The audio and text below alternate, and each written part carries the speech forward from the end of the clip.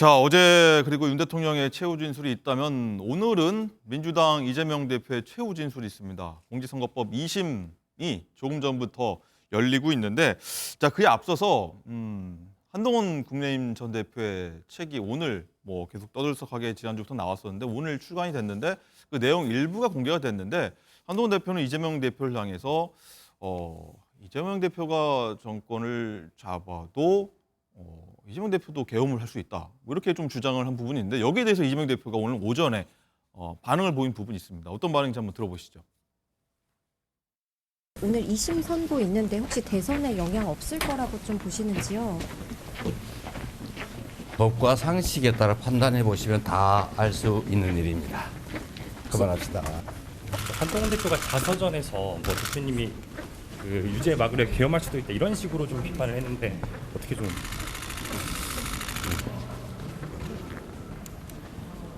부처 눈에는 부처가 보이는 것이고 개 눈에는 뭐만 보인다고 합니다. 윤통 최후 진술에서 사과나 승복이 없었는데 이 부분에 대해서 따로 말씀 없으실까요? 네, 한동훈 대표의 언급에 뭐 눈에는 뭐는 보인다. 뭐 이렇게 일단은 일가를 했는데 일단은 저러고 나서 일단 법원으로 간 것 같은데 윤 전 기자 일단 이재명 대표가 오늘 오전과 오후 두 차례 일단은 재판에 참석을 하는 거죠. 출석을 하는 거죠.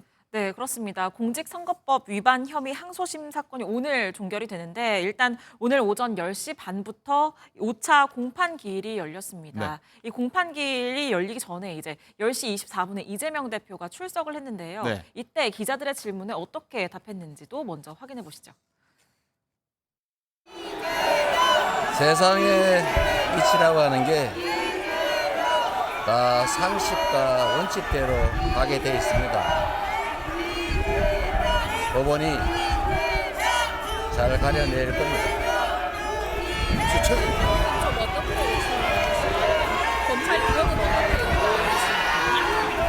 진술 때는 어떤 말씀하실 계획이신가요? 네, 앞서서 국회에서도 이 한동훈 전 대표의 저서와 관련된 발언 이외에는 네. 다른 재판과 관련돼서는 질의응답에 임하지 않았습니다. 네. 그런데 그 이후에 이제 공판에 출석을 하면서는 본인이 준비한 것으로 보이는 발언, 이 세상의 이치라고 하는 게 다 상식과 원칙대로 되게 돼 있다. 법원이 잘 가려낼 거다. 이렇게 얘기만 하고 검찰의 구형 등에 대한 기자들의 질문에는 답하지 않고 들어갔습니다. 오늘 오전 10시 반에는 이제 증인 신문이 이뤄지게 되는데요. 이 증인 신문을 한 뒤에 오전 재판이 마무리가 되고 그리고 오후 2시부터 다시 6차 공판기를 열어서 결심 공판을 진행을 하게 됩니다. 이때 검찰의 최종 의견 및 구형 그리고 변호인의 최후 변론 그리고 이 대표의 최후 진술이 진행이 되게 되는데요. 이렇게 돼서 변론이 종결이 되면 이제 재판부는 모든 절차를 마무리하고 선고 기일을 지정을 하게 됩니다.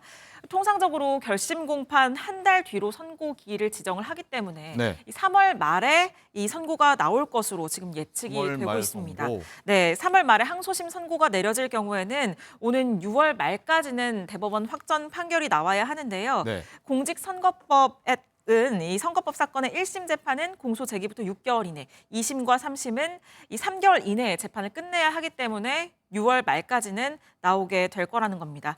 다만 항소심 재판부가 이 사회적 관심도 그리고 사안의 중요성을 고려해서 이 선고 자체를 오는 4월에 할 가능성도 있습니다. 그렇군요.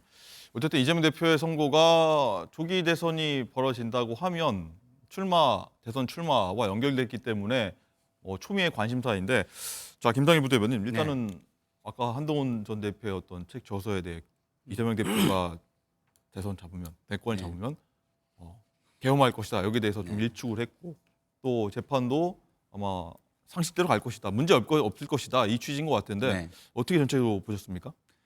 한동훈 대표가 이재명 대표가 대통령이 되면 계엄할 것이다 이렇게 얘기하는 건 그냥 비난이죠, 비난. 그 정치적인 상대에 대한 그냥 비난이라고 저는 생각하고요.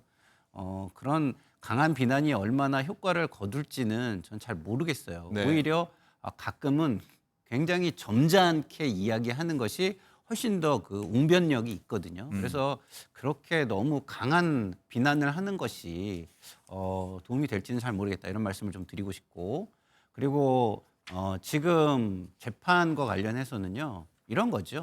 저 공직에 나서는 분이잖아요.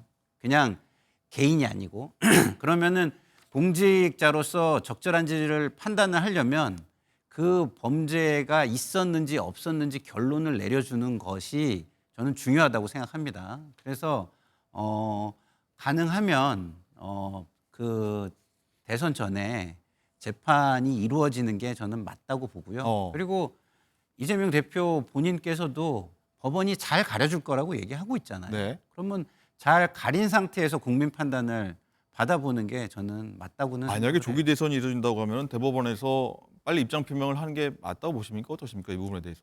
자, 이번에 우리가 대통령이라는 자리가 얼마나 중요한지 많이 이야기를 했고 그렇기 때문에 탄핵 심판을 빨리 해야 된다고 주장을 했잖아요.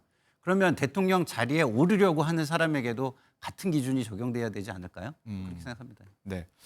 김광삼 변호사님 마지막으로 여쭤보겠습니다. 일단 이재명 대표 얘기 좀 들어보니까 최근 흐름 보면은 재판에 굉장히 좀 자신감이 좀 있는 것 같은데 아까 말씀하셨지만 선고가 대선 전에 나올 것인지 말 것인지 여부 같습니다. 일단 전 흐름상으로는 대선이 혹시 이뤄진다고 하면 그 이후에 나올 가능성이 있다는 부분이 좀 지배적인 것 같은데 어떻게 전망하십니까? 이재명 대표 자신감 얘기하는데 자기가 유죄인지 무죄인지를 제일 잘 아는 사람은 피고인입니다. 그래서 아마 본인이 잘 알고 있을 거라고 보고요.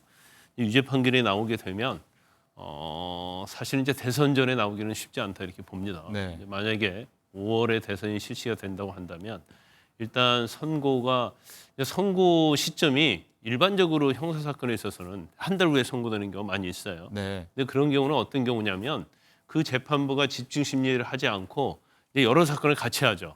그러면 다른 사건도 계속 선고를 해야 한단 말이에요. 근데 이 재판부는 집중 심리제예요. 다른 사건 배당을 받지 않았어요. 네. 그래서 꼭 이게 3월 말에 선고가 되는 게 아니고 제가 볼 때는 2월 중순도 충분히 선고를 할 수 있다. 적어도 뭐 한 2주 후에는 선고할 수 있는 사건이거든요. 네. 그렇기 때문에 뭐 2월 중순도 선고될 수 있는데 이제 그렇다 하더라도 이제 빨리 되면 2월 중순에 선고가 되겠죠. 그러면 항소를 하는 기간이 한 7일 있는데 이재명 대통령은 보나마나 7일 마지막 할 거예요. 왜냐하면 대법원 선고를 늦춰야 하니까. 그리고 보면 14일 이내에 뭐 소송기록 접수 통지 소송 기록을 보내도 돼 있고 대법원 소송 기록 접수 통지를 보내면 20일 이내에 이유서를 쓰도록 돼 있는데 상고 이유서를. 근데 이재명 대표 보나마나 20일 딱 임박을 쓸 거거든요.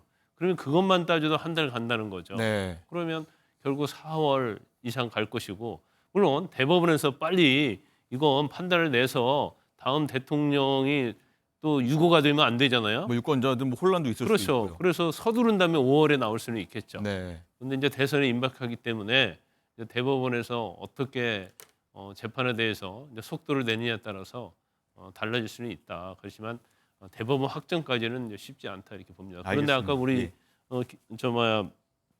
김상일 평론가 말씀하셨지만 대통령이 만약에 2심에서 그것도 피선거권 박탈 유죄 선고가 나왔는데 네. 그런 아주 위험한 상황에서 대통령 선고를 한다? 그건 맞지 않죠. 음. 그래서 대법원에서 빨리 판결 선고를 해주는 게 맞다고 봅니다. 알겠습니다. 지켜보도록 하겠고요.